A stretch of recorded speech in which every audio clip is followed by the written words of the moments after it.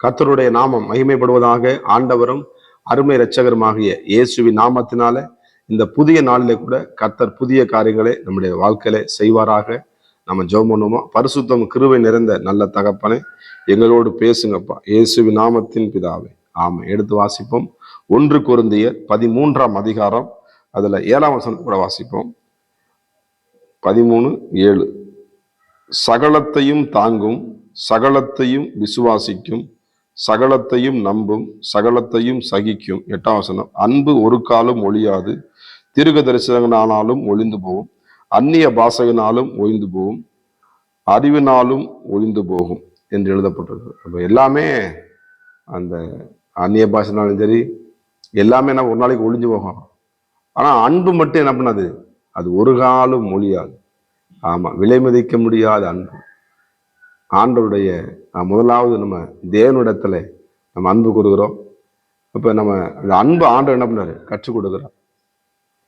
நம்ம இந்த இந்திய நாட்டுக்கு சுதந்திரம் வாங்கிட்டு வந்த காந்தியடிகள் அவர் பார்த்தீங்கன்னா அந்த வேதாகமத்தினுடைய முறையை என்ன பண்ணார், அவரு அகிம்சை முறையை கை கொண்டார். மற்றவங்க மாதிரி அடிப்படை சொன்ன போல அவர் என்ன பண்ணார், சாந்தமா அன்பாவா என்ன பண்ணார், சரி பண்ண இந்த வேதத்தினுடைய இந்த கோட்பாடுகள், தேவனுடைய வார்த்தைகளை அந்த காந்தியடிகள் என்ன பண்ணார், அது கை கொண்டால சுதந்திரத்தை ஈஸியா வாங்க முடியுது. எத்தனையோ ஷூ வச்சு காலை வச்சு எட்டி ஒழிச்சாங்களா, ஆனாலும் பார்த்தீங்கன்னா அவர் அந்த அன்பை என்ன பண்ணாரு, ஆமா, அதை பணியோடு கூட செயல்பட அந்த சுதந்திரத்தை ஈஸியா பெற்றுக்கொண்டார். வாழ்க்கையில் என்ன பண்ணார், ஜெயம் எடுத்தார். ஆண்டவராக இயேசு கிறிஸ்து கற்றுக் கொடுத்த நம்மளுக்கு ஒரு பாடம் அந்த அன்பு. அந்த அன்பு என்ன பண்ண, சகலத்தை என்ன பண்ணும், ஆமா, தாங்கக்கூடியது.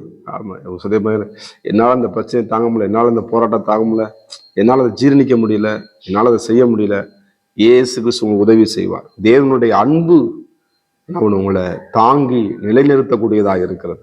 வருகிற போராட்டத்தை சந்திக்க முடியல, பிரச்சனை சந்திக்க முடியல, ஆனாலும் அந்த அன்பு உங்களுக்குள்ளே ஊடுருவும் பொழுது அது என்ன பண்ணும், எவ்வளவு பெரிய போராட்டம், எவ்வளவு பிரச்சனை உங்களுக்கு ஒன்றும் செய்ய முடியாது. ஏன்னா வசனம் சொல்லுகிறது, அந்நிய பாஷையினால பண்ண ஒழிஞ்சு போகும். அது என்ன ஆகுமா, அப்போ அன்பு தேவனுடைய அந்த அன்பு என்ன ஒரு காலமும் அது ஒழியாது. குடும்பத்துல நீங்க உபயோகிங்க அந்த அன்பை, உங்க பிள்ளைகளுடைய வாழ்க்கையில அதை செலுத்துங்க. நீங்க வேலை செய்யற இடத்துல அந்த அன்பை என்ன பண்ணுங்க, ஆமா, தேவனுடைய கற்றுக் கொடுத்த யுக்திகளை அதை கைகொள்ளுங்க. நிச்சயமாய் நீங்க நல்ல ஒரு வெற்றியை அடைவீங்க. நிச்சயமாக முடிவு உண்டு. தேவனுடைய அன்பு அது ஒரு நாள் என்ன பண்ண நம்மளை வெட்கப்படுத்தாது. அதான் இங்கே சொல்லப்பட்டிருக்கிறது, சகலத்தையும் விசுவாசிக்கும். அப்புறம் மட்டும் சகலத்தையும் என்ன பண்ணுவான், நம்பக்கூடியது.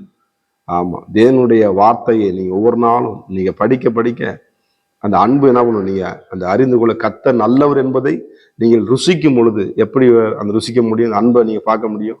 நீங்க எவ்வளவுக்குள்ள தேவனுடைய வார்த்தையை நீங்க உட்கொள்றீங்களோ. ஆமா, பைபிள் சொல்றது இயேசுடைய சீடர்கள்ல 12 சீடர்கள் ஒருவர் யோவான், அந்த மார்பில இயேசுவின் மார்பில் அன்பான சீசன் என்று அவன் பெயர் பெற்றான். ஆமா, ஆண்டவருடைய தேவ பிள்ளைகளை நீங்கள் அந்த அன்புக்குள்ள கொடுக்கும் தேவனுடைய மார்பிலை நீங்க அப்படிப்பட்ட ஒரு சிலாக்கியம். ஆமா, அதான் அந்த ஆண்டோடைய மார்பிலை சாய்ந்த யோவான். ஆமா, அப்படியேமா இயேசு சீடர்கள் கூட என்ன பண்றாரு, அது கிட்டத்தட்ட வந்து என்ன பண்றாரு, ஆண்டவனை நேசிக்கிறத பார்க்க, வெளிப்படுத்த விசேஷத்தை அவனுக்கு அதை கொடுக்க பார்க்க முடியுது. நிச்சயமாக தேவன் உங்களுக்கு இன்னும் அநேக வெளிப்பாடுகளை தருவார். இந்த அன்புல இன்னும் ஊன்றி கட்டப்படுங்க. தேவனுடைய அன்புக்குள்ள ஓடிவாங்க. தேவன் நிச்சயமாக உங்களை ஆசீர்வதித்து உங்களை பெருக பண்ணுவார். தேவன் அன்பாக இருக்கிறவர், அன்பு இல்லாதவன் தேவனை அறியான்னு எழுதப்பட்டிருக்கிறது. நம்ம அன்பை பற்றி கொள்வோம், தேவனுடைய அன்புக்குள்ள உள்ள நீங்க வரும்பொழுது நீங்க நிச்சயமாய் ஆசீர்வதிக்கப்படுவீர்கள். அது ஒரு தேவனுடைய அன்பின் கடலாக இருக்கிறது. வேதத்தை படிங்க, நிச்சயமாய் நீங்கள் ஆஸ்வதிக்கப்படுவீர்கள். பரிசுத்தம் கிருபை நிறைந்த நல்ல தகப்பனே, சகலத்தையும் தாங்கக்கூடிய இருதயம், சகலத்தையும் சகித்தோட இருதயம், அந்த அன்பு உங்களுடைய பிள்ளையோட வாழ்க்கையில ஊற்றப்படுவதாக ஆசீர்வதிங்க. இயேசுவின் நாமத்தின் பிதாவே, ஆமென். God bless you. கர்த்தர் உங்களை ஆசீர்வதிப்பாராக.